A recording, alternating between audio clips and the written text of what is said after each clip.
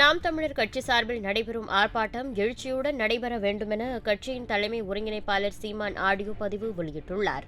அதில் மின்கட்டண உயர்வு, தமிழகத்தில் சீர்கெட்டுள்ள சட்டம் ஒழுங்கு பிரச்சினை உள்ளிட்டவற்றை கண்டித்து இன்று ஆர்ப்பாட்டம் நடைபெறுவதாக தெரிவித்துள்ளார். தான் வேறொரு இடத்தில் வேறொரு நிகழ்ச்சியில் பங்கேற்பதால் போராட்டத்தில் கலந்து கொள்ள முடியாது என தெரிவித்துள்ள சீமான், நாம் தமிழர் கட்சியினர் எழுச்சியுடன் போராட்டத்தை நடத்த வேண்டும் என கேட்டுக் கொண்டுள்ளார்.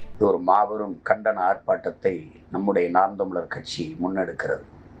உங்கள் கட்சியிலே இரண்டாம் கட்டத்தில் அடுத்த கட்டத்தில் இருக்கிற தலைவர்கள் யார்? சீமான் இல்லாத போராட்டங்களை கூட்டங்களை முன்னெடுப்பவர் யார் என்ற கேள்விகளுக்கெல்லாம் பல காலங்களில் நீங்கள் பதில் சொல்லி வந்திருக்கிறீர்கள்.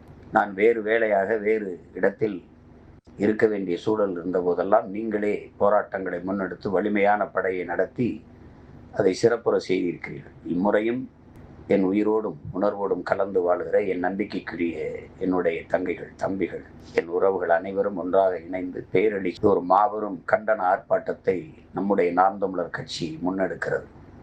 உங்கள் கட்சியிலே இரண்டாம் கட்டத்தில் அடுத்த கட்டத்தில் இருக்கிற தலைவர்கள் யார்? சீமான் இல்லாத போராட்டங்களை கூட்டங்களை முன்னெடுப்பவர் யார் என்ற கேள்விகளுக்கெல்லாம் பல காலங்களில் நீங்கள் பதில் சொல்லி வந்திருக்கிறீர்கள்.